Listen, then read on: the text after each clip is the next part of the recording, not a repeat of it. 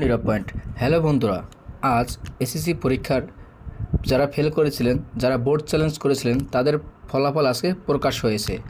তাদের ফলাফল আপনারা কিভাবে খুব সহজে দেখবেন সেই প্রসেসটি দেখিয়ে দিচ্ছি। প্রথমত দেখাবো অ্যাপসের মাধ্যমে। দেখতে পাচ্ছেন খুব সুন্দর অ্যাপসের মাধ্যমে কিভাবে আপনি দেখবেন।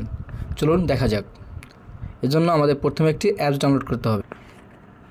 আর অ্যাপস ডাউনলোড করার জন্য আমরা সরাসরি প্লে স্টোরে আসবো এবং প্লে স্টোরে সার্চ বক্সে লিখব এসএসসি রেজাল্ট 2025। এটি লেখার পরে আপনার সামনে এমন একটি অ্যাপস আসবে, আপনি অ্যাপসটি ডাউনলোড করে নেবেন। ডাউনলোড করার পরে আপনি সরাসরি ওপেনে ক্লিক করে দেবেন। ওপেনে ক্লিক করলে আপনার সামনে এমন একটি ইন্টারফেস আসবে। এখান থেকে আপনি দেখতে পারবেন ফল পুনঃনিরীক্ষণ। এখানে আপনি ক্লিক করে দেবেন। এখানে ক্লিক করার পরে আপনাকে এমন একটি পেজে আসবে, দেখতে পাচ্ছেন ফল নিরীক্ষণের ফলাফল। আপনার নিচেরটাতে ক্লিক করে দেবেন। এটাতে ক্লিক করার পরে ভিউয়ার্স আপনাকে নিয়ে আসবে এমন একটি পেজে। এই পেজ থেকে আপনি যে বোর্ড থেকে পরীক্ষা দিয়েছিলেন বা বোর্ড চ্যালেঞ্জ করেছিলেন সেই বোর্ডটি আপনি সিলেক্ট করে দেবেন। যেমন আমি বরিশাল বোর্ড থেকে একজনের বোর্ড চ্যালেঞ্জ করে দিয়েছিলাম, সেটি আমি এখন দেখে নেব বরিশাল বোর্ড থেকে। অ্যাপসটি কেটে দেওয়ার সাথে সাথেই আপনার সামনে পিডিএফ আকারে এমন রেজাল্ট চলে আসবে। ডুওলিঙ্গোতে শিখুন। পিডিএফ আকারে চলে আসবে। এখান থেকে আপনি খুব সহজে দেখে নিতে পারবেন আপনার রেজাল্ট। দেখা যাক দ্বিতীয় মাধ্যম। আপনি দ্বিতীয় মাধ্যমে কীভাবে দেখবেন সেটা আমি দেখিয়ে দিচ্ছি এখন।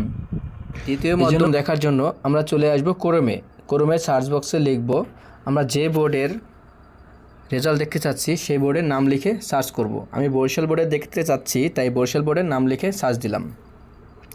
সার্চ দেওয়ার পরে সর্ব উপরে বা অ্যাট ফার্স্ট যে বোর্ডের ওয়েবসাইটটি আসবে সেই ওয়েবসাইটে আমরা ক্লিক করে দেব।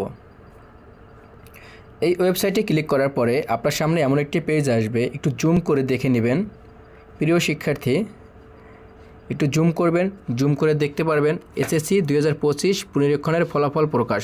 আপনি সেখানে ক্লিক করে দেবেন। এখানে ক্লিক করার পরে একটি পিডিএফ ডাউনলোড করতে পারবে, আপনি ডাউনলোডে ক্লিক করে দেবেন। ডাউনলোড হয়ে গেলে আপনার সামনে এমন একটি পপ আপ অপশন আসবে, এখান থেকে আপনি যে কোনো একটি অ্যাপস থেকে আপনার পিডিএফটি ওপেন করে নেবেন।